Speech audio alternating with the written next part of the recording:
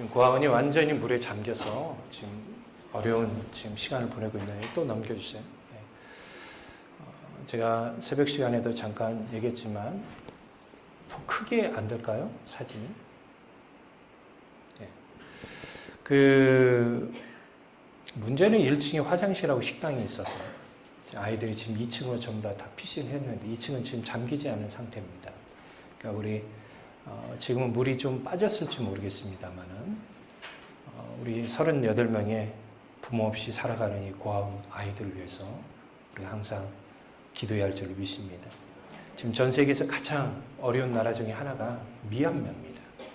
옛날에 우리 전두환 대통령 때 버마 아웅산 테러 사건이 기억나시죠? 버마가 미얀마거든요.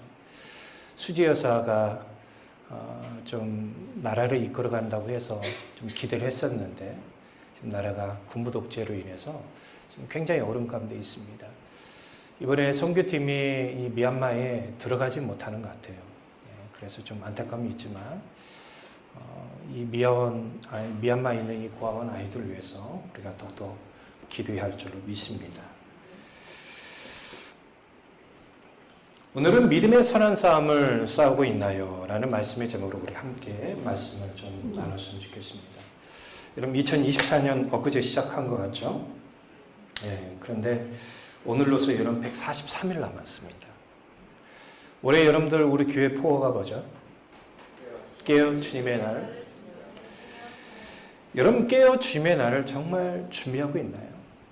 신앙인으로서 깨어있는 사람은 다릅니다. 여러분 이렇게 많은 분들이 지금 이 땅에서 신앙생활을 한다고 하지만 깨어있는 사람의 신앙의 모습은 다르죠. 우리 각자의 삶 속에서 깨어 주의 날을 준비하는 여러분 되셨으면 좋겠습니다. 여러분 사실 우리 각자의 삶 속에 믿음의 싸움은 우리 스스로 해야 돼요. 지금 전 세계에 이렇게 전쟁 중인 나라들이 있습니다. 러시아와 우크라이나가 전쟁 중에 있고 또 이스라엘도 지금 정세가 이렇게 좋지 않은 가운데 있죠. 제가 날짜 계산 잘못해서 새벽 기도에 잘못 전달했는데요. 내일부터 이스라엘이 티사 베아브라는 날이 시작이 됩니다. 이 티사 베아브는 역사상 이스라엘에서 잊을 수 없는 그런 사건들이 많이 일어났어요. 여러분들 여기 스크린 보시면 알겠지만 이 날에는 여러분들이 이 남유다, 그러니까 솔로몬 왕 때 성전이 여러분 건축이 됐잖아요. 성전이 건축됐는데 BC 585년에 바벨론 느부갓네살 왕에 의해서 성전이 완전히 파괴된 날이 바로 이 날이에요. 근데 공교롭게도 포로로 끌려갔던 이스라엘 백성, 우리 스크린 좀 열어주세요. 티샤 베아브의 역사, 이 티샤 베아브는 우리 종교력으로 이스라엘의 그 5번째 달에 지키는데요. 9일이 지키는 날이에요. 우리 태양력으로 계산하면 내일입니다. 8월 12, 13일이죠. 다음입니다. 우리 보시면 알겠지만, 다음. 그 다음에 두 번째가 여러분들 포로에서 이렇게 돌아온 유대 민족들이 성전을 재건합니다. 스룹바벨 리더 하에 재건하게 되고 예수님 당시 헤롯 왕이 중축했어요. 사이즈를 좀. 그러고 난 다음에 이게 585년 동안 이 성전이 존속되어졌는데 AD 70년경에 로마 장군 티투스에 의해서 이 성전이 또 파괴가 됩니다. 근데 공교롭게도 또 이날이에요. 그리고 십자군 원정 때 수많은 유대인들이 학살당하기 시작한 날이 이날이고 영국에서 1290년에 유대인들이 나라에서 추방을 당하게 됩니다. 그날이 또 공교롭게도 이날이에요. 또 프랑스에서 1306년에 이게 의도적인 건지는 모르겠지만 유대인들이 또 추방을 당하는데 또 이날이에요. 그리고 스페인에서도 1492년에 수많은 유대인들이 추방을 당하는데 또 이날입니다. 그래서 역사적으로 이렇게 아픈 이날을 기억하면서 그들은 아파하며 절기를 지내는 날이 내일인데 문제는 이란이 지금 서방의 정보 당국에 의하면 아마 이날에 이란이 공격을 자행할 것이다라고 얘기해요. 그래서 지금 이스라엘은 여러분 하루 일과가 우리는 여러분 자정이 넘어가면 하루 시작이잖아요. 그렇죠? 근데 이스라엘은 해가 지면 하루 시작입니다. 그래서 보통 오후 6시 하루 시작되니까 내일 6시가 바로 티샤 바아브가 시작되는 날이에요. 어쩌면 유대인들이 나라의 아픈 역사를 기억하면서 애도하는 그날, 금식하고 슬퍼하는 이날에 이들이 갑자기 전쟁을 자행할 수 있다라는 거예요. 우리가 이를 놓고 기도할 줄을 믿습니다. 그런데 인류 역사 보면 전쟁들이 있었죠. 전쟁이 시작되면 전쟁이 끝난 날도 있었습니다. 그런데요, 끝없는 전쟁이 바로 어디에서 시작되고 있어요? 우리 마음에서 시작되고 있다는 걸 아셔야 돼요. 본문의 사도 바울은 이런 점을 인정하고 있죠. 그래서 그는 믿음의 선한 싸움을 해야 한다는 사실을 우리에게 말하고 있어요. 로마서 7장 23절 한번 볼까요? 우리 세 번역을 한번 봅시다. 시작. 내 지체에는 다른 법이 있어서 내 마음의 법과 맞서서 싸우며 내 지체에 있는 주의 법에 나를 포로로 만드는 것을 봅니다. 사도 바울도 마음에서 갈등하는 것, 싸움하는 것들을 많이 봐요.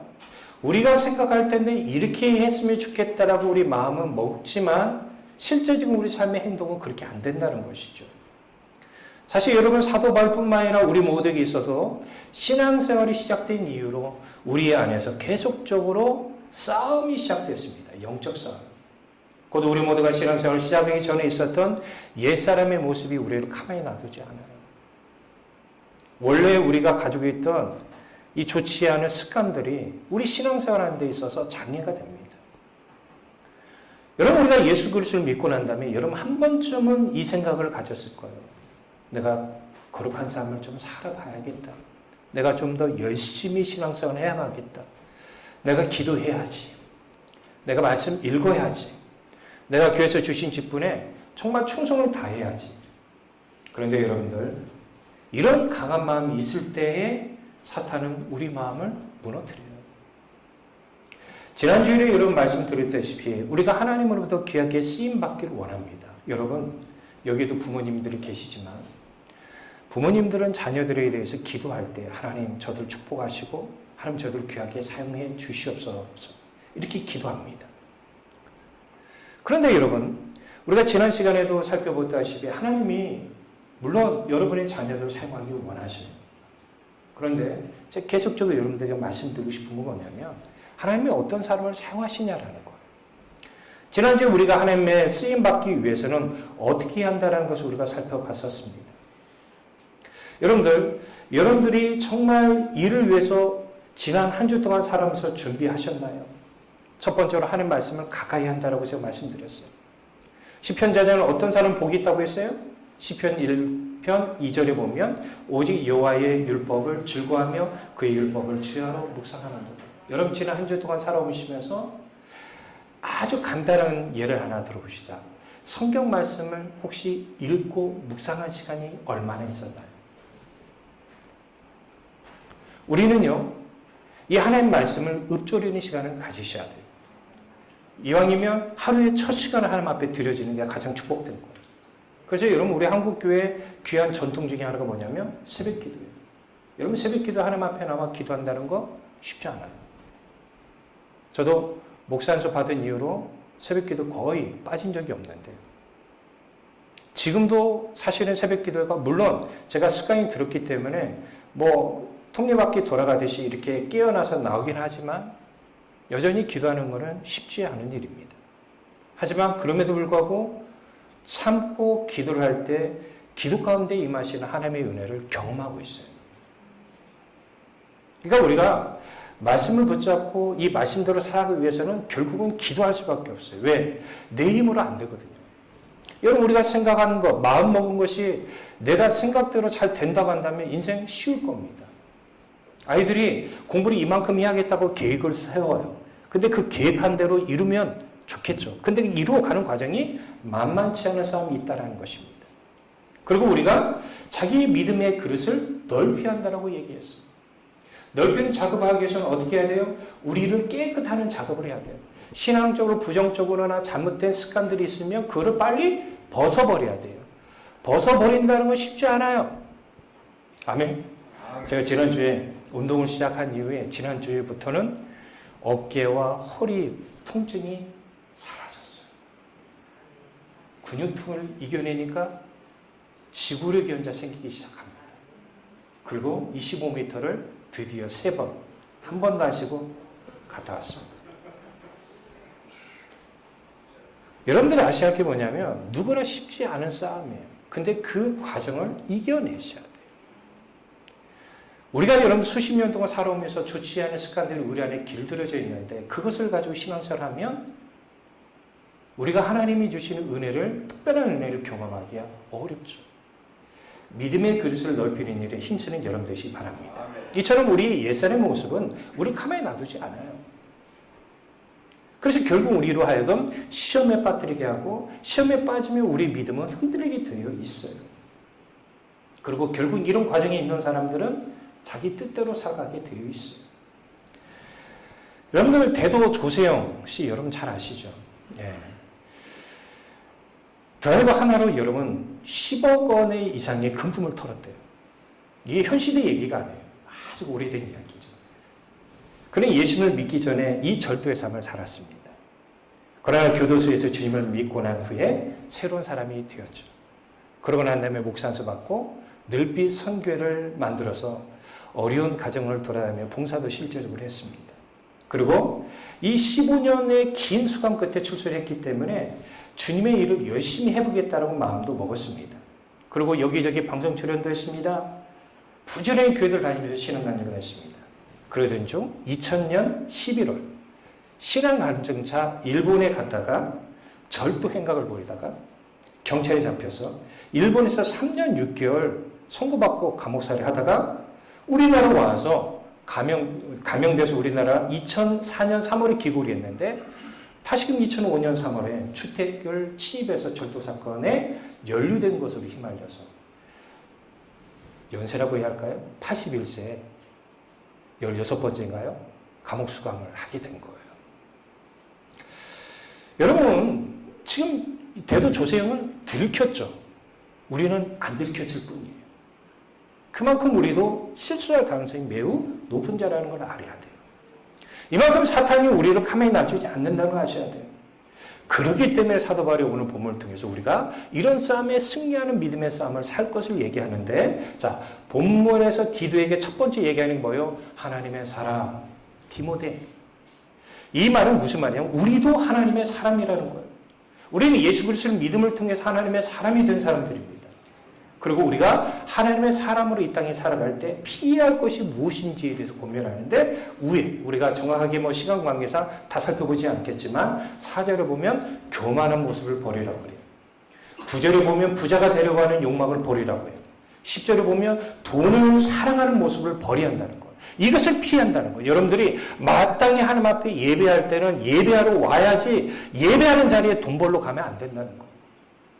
돈을 사랑하면 우리 영혼은 지금 여러분 육체적으로 뭐가 벌어지고 문제가 해결되고 좋은 것 같이 보일지 모르겠지만 영혼은 점점점 파괴돼요.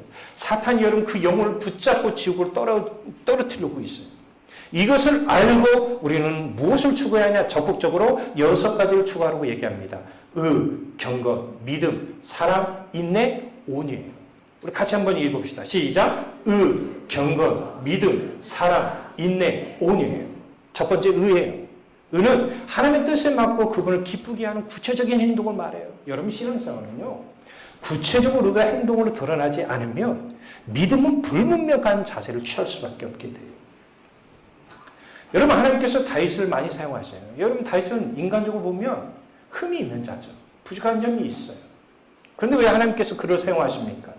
사도행전 기자는 13장 22절에 이렇게 증가합니다.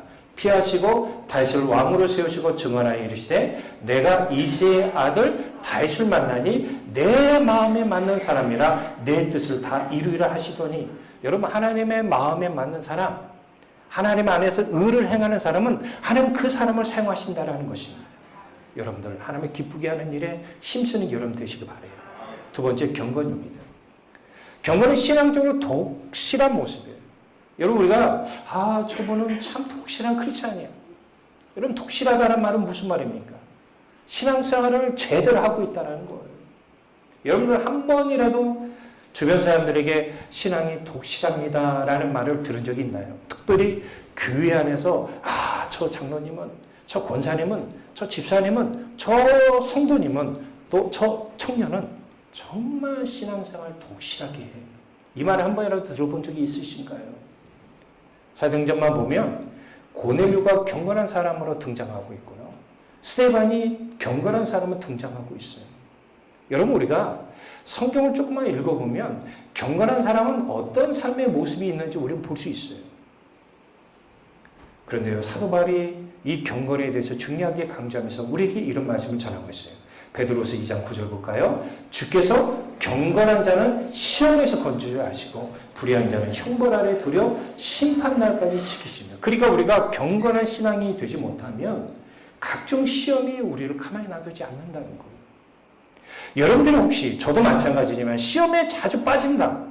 내 신앙이 정말 믿음 안에서 온전한 삶의 모습이 보여지지 않고 있다라는 말은 달리 얘기하면 시험에 빠졌다는 뜻이에요. 그러면 지금 내가 경건한 신앙생활을 하고 있지 않다는 증거예요. 세 번째, 믿음입니다. 여기서 믿음은 예수 그리스도를 믿는 믿음이 아니에요. 하나님을 신뢰하는 것을 말합니다. 여러분, 신앙은요, 우리가 어려운 상황 속에서 헤쳐가는 모습 보면 저분이 믿음이 있는 사람이다, 아니다라는 것을 어느 정도 볼 수 있습니다. 성경의 인물들 보면, 믿음의 사람들 보면 좋은 환경이 그들에게 주어진 것만은 아니에요. 어려운 환경이 많이 주어집니다. 그러나 그들은 끝까지 승리하는 모습을 볼 수 있죠. 시편 78편 22절에 보면 이스라엘 백성들의 광야 생활에서 여러분 넘어진 이유에 대해서 얘기합니다. 이는 하나님을 믿지 아니하며 그의 구원을 의지하지 아니한 때문이로다. 시편 저자가 얘기하는 건 뭐냐면 그들이 필요한 것들을 하나님 분명히 주셨다는 거예요. 그런데 여러분, 우리 인생을 살다 보면 내가 원하는 방식대로 되는 게 그리 많지 않아요. 이스라엘 백성들이 그러다 보니까 광야에서 넘어져요. 근데 여러분, 우리가 눈을 돌려서 보면 하나님 우리에게 베푸신 은혜가 많습니다. 네 번째, 사랑입니다. 헬라 단어에 보면 이 사랑은 아가페로 되어 있어요.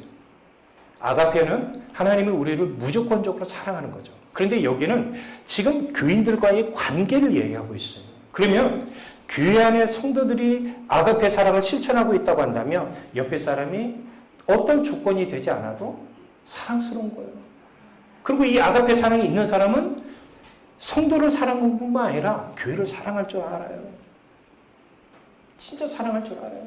여러분, 교회를 사랑한 사람은요, 다릅니다. 여러분, 집에서 아버지, 어머니가 가정을 살아가면 행동이 자녀는 그거 봐요. 아무리 아니에요. 저는 저희 아버지가 경찰생활 하실 때, 목사하기 전에 경찰생활 할 때 아버지가 이렇게 출장들을 가셔요. 그러면 꼭 오실 때 아버지가 저희 자녀들 위해서 꼭 뭐라도 이렇게 사오셔요. 근데 그게 제가 아직도 몸에 뱄는지 제가 총회 어떤 임원 어떤 이런 데 모임에 가고 이러면 저도 들어올 때 꼭 호두과자라도 이렇게 사오더라고요. 이 사랑이 있으면 그냥 오질 않아요. 사랑이 있는 사람은 교회에 대해서 표현을 반드시 합니다.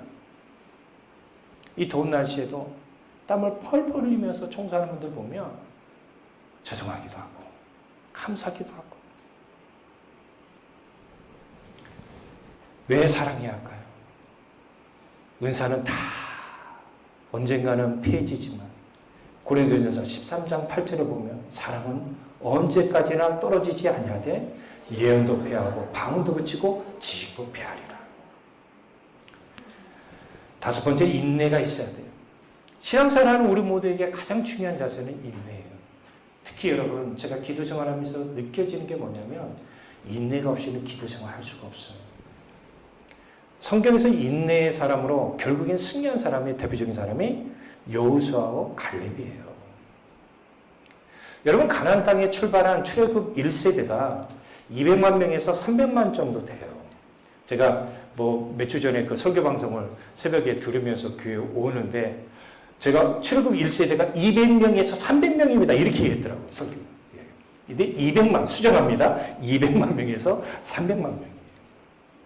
근데 그 출애굽한 사람 중에 가나안 땅에 들어간 사람이 2명밖에 없다는 거예요. 어떤 이들은 그만큼 천국 가기가 이렇게 힘듭니다. 이렇게 비유설교하는데 그거는 좀 너무 나간 것 같고요. 분명한 건 여러분, 그들이 승리했었던 거는 인내한 거예요. 그리고 인내한 사람에게 보여지는 모습이 뭔지 아십니까? 순종합니다. 예수님께서 이런 말씀하셨어요. 누가복음 21장 19절을 보면 너희 인내로 너희 영혼을 얻으리라. 아멘. 여기에서 여러분들 영혼은 푸시케라는 단어인데 푸시케라는 단어는 생명이라는 단어로도 번역을 할 수 있어요. 근데 이 생명은 우리가 지금 여러분 호흡하는 이 생명을 말하지 않아요. 예수님이 주시는 생명이에요. 그러면 영생과 관련된 것이겠죠. 그래서 여러분들 인내하는 사람은 신앙생활을 잘 할 수밖에 없어요. 여섯 번째, 온유입니다. 우리 주님께서 온유한자가 복이 있다라고 마태복음 5장 5절에 말씀하셨어요. 헬라어 프리오테스에서 나온 단어인데요. 이 단어가 무슨 단어의 의미가 있냐면 원래 온순하다, 착하다, 순하다. 우리가 자녀들을 키우다 보면 저희도 요즘은 이렇게 차 뒤에 보면은 까칠한 애가 타 있어요. 뭐 이런 것도 막 문구를 붙인 사람이 있잖아요. 그러면 저희 딸이 딱 타면은 그렇게 붙이고 싶어요. 순한 애가 타고 있어요. 근데 저희 아들이 딱 타고 있으면 까칠한 놈이 타고 있습니다. 이렇게 붙이고 싶더라고요. 아들을 키워보고, 먼저 딸을 키워보고 아들을 키워보니까 딸은 먹을 것만 주면 잘 자요. 근데 아들은 물론 잠은 잘 자긴 한데 뭔가 좀 키우기 힘든 부분들이 있었어요. 순하다는 거예요. 여러분 우리가 예수 안에서 변화되잖아요. 사람이 온순해져요. 아멘. 저분은 교회 다니는데 쎄! 그럼 이분이 뭔가 주님을 인격적으로 안 만났을 가능성이 매우 높아요. 저는 우리 교회가 순한 줄로 믿습니다. 성경에 보면은 성질이 아주 급한 사람이 있었어요. 베드로. 베드로의 마음을 알겠어요. 예수님을 잡아가면 여러분 화가 나요, 안 나요? 여러분 누가 갑자기 들어와서 저를 잡아가면 여러분들은 어서 잡아가십시오. 이럽니까? 네, 아마 그러실지 않을 줄로 믿습니다. 근데 칼을 딱 뽑아가지고 대상의 저기의 귀를 어떻게 하죠? 잘라버려요. 그때 예수님께서 뭐예요? 칼을 칼집에 다시를 집어넣으라고 해요. 그리고 예수님께서 마태복음 26장 52절에 이렇게 말씀하십니다. 이에 예수께서 이르시되 내 칼을 도로 칼집에 꽂으라. 칼을 가지는 자는 다 그래요. 교회에 어떤 문제가 있거나 세상적으로 어떤 문제가 있을 때는 분노함을 통해서 이 문제를 해결하려고 하면 문제가 안 돼요. 지금 우리나라 이렇게 노조들 보면 좀 안타까운 점이 뭔가 그런 식으로 문제를 해결하려고 그래요. 우리 국회의원들의 모습을 보면 그렇더라고요. 그러나 온유한자가 결국은 승리합니다. 그래서 예수님께서 뭐라고 얘기하셨나 봐요. 누가복음 22장 51절을 보면 이 같은 사건인데 누가는 이렇게 말하고 있어요. 예수께서 일러 이르시되 이것까지 참으라 하시고 그 귀를 만져 낫게 하시더라. 오히려 베드로의 잘못을 책망하시고 이것까지 참으라고 하십니다. 온유한 자가 승리합니다. 미국의 피츠버그에 아주 유명한 공과대학이죠. 기부금으로 학교가 세워졌는데 카네기, 여러분 아시죠? 발명왕. 기부금으로 만든 학교가 바로 카네기 공과대학입니다. 이 학교는 연구 중심에 매우 미국에서도 유명한 대학교인데요. 이 학교에서 10,000명을 상대로 성공의 결정적인 원인이 무엇인가를 심층 설문조사를 했다고 합니다. 그런데요, 성공한 사람들의 대다수의 모습이 뭐였냐면 화평, 온유한 성품이었다고 그래요. 그리고 우리가 생각하는 스킬, 이런 것들을 생각하잖아요. 근데 이것은 15%안 됐대요. 자본, 기술 투내. 여러분 아셔야 돼요. 마태복음 5장 5절, 온유한 자는 복이 있나니 그들이 땅을 기업으로 얻을 것입니다.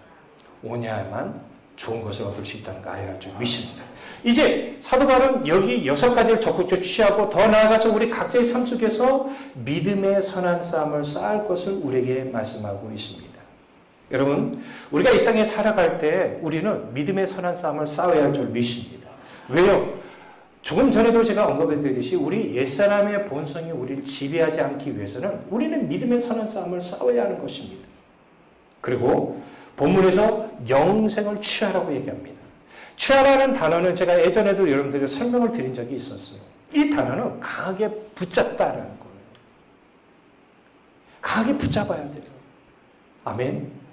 마태복음 14장 31절에 보면 이 단어가 여기에서 이렇게 쓰여 있어요. 예수께서 즉시 손을 내밀어 그를 붙잡으심에 이르시되 믿음이 작은 자여 왜 의심하였느냐.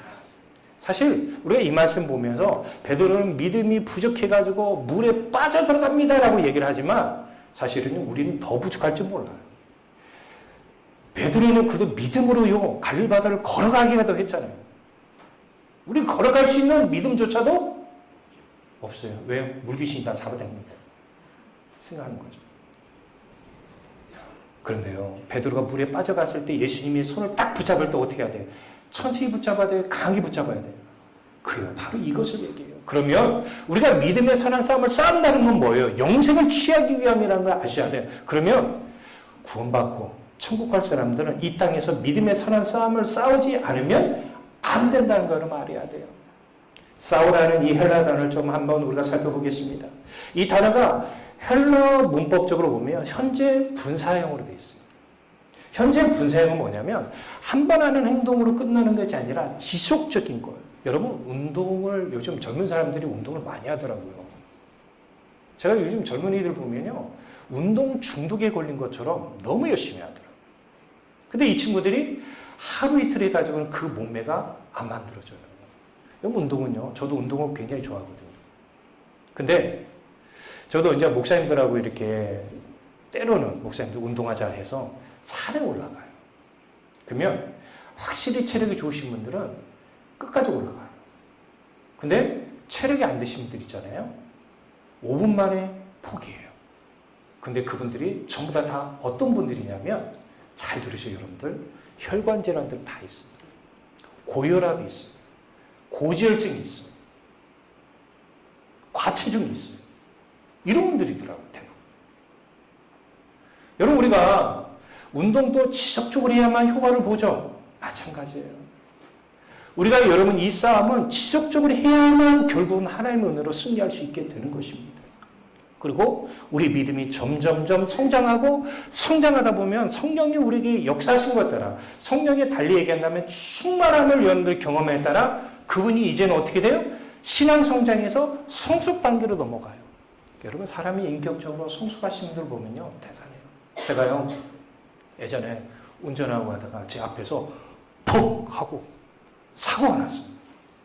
제가 그걸 이제 여러분 사고 나면 우리 사람들은 차 안 빼잖아요. 그 자리에 그냥 스톱하잖아요. 그럼 뒷차들이 전부 다 어떻게 돼요? 다 밀고 있었어요.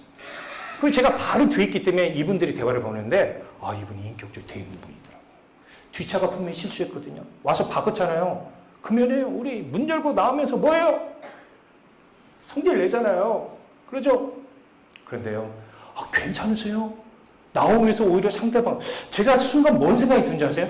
저분은 크리스찬일까? 제가 예전에 저희 아들 태우고 야구 경기 때문에 조금 가고 있었어요. 근데 앞차가 갑자기 실선에서 좌회전으로 들어온 거예요. 이게 차선 변경하는 이건 신호 위반이잖아요. 아니 이게 차선 변경하면 안 되잖아요.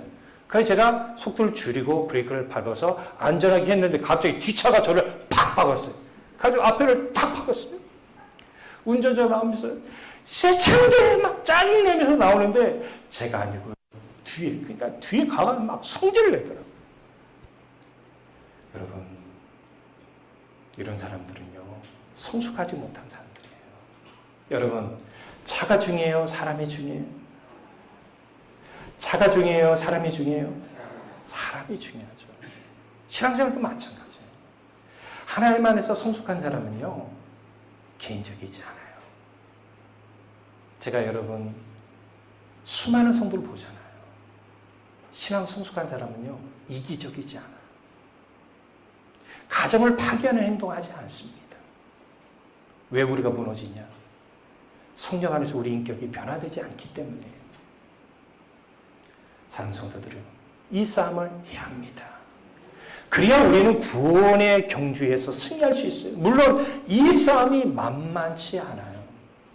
때로는 우리가 믿음이 없는 것처럼 보여질 때도 있습니다. 하지만 그때마다 우리 주님을 붙잡으면 주님은 우리 영혼을 붙잡아 줄 줄로 믿습니다. 말씀을 마무리합니다. 비록 많은 사람들은 먹고 살기 위해서 치열한 싸움을 하고 있는 것 같습니다. 일은 우리 모두에게도 동일해요. 피곤해도 아침에 일어나 일터에 나갑니다. 얼마나 여러분 이게 출근을 빨리 하는지 모르겠어요. 아마 먼 지역에 출근하는지 몰라도 여러분들 한 6시 반에서 7시만 돼도 운남대교가 밀기 시작해요. 무진도 올라오면 엄청나게 차가 밀립니다. 근데 상대적으로 영적 싸움에 대해서는 아예 관심이 없는 것인지 아니면 육체에 눌린 것인지 제가 뭐라고 말씀 못 드리겠습니다. 그런데요, 설교 마무리 된 다음에 여러분 영상을 하나 볼 텐데, 지난주에 12세에서 남은 영상입니다. 여러분 보시면 왜 한국 교회가, 미국 교회가 무너져가고 있느냐라는 거예요.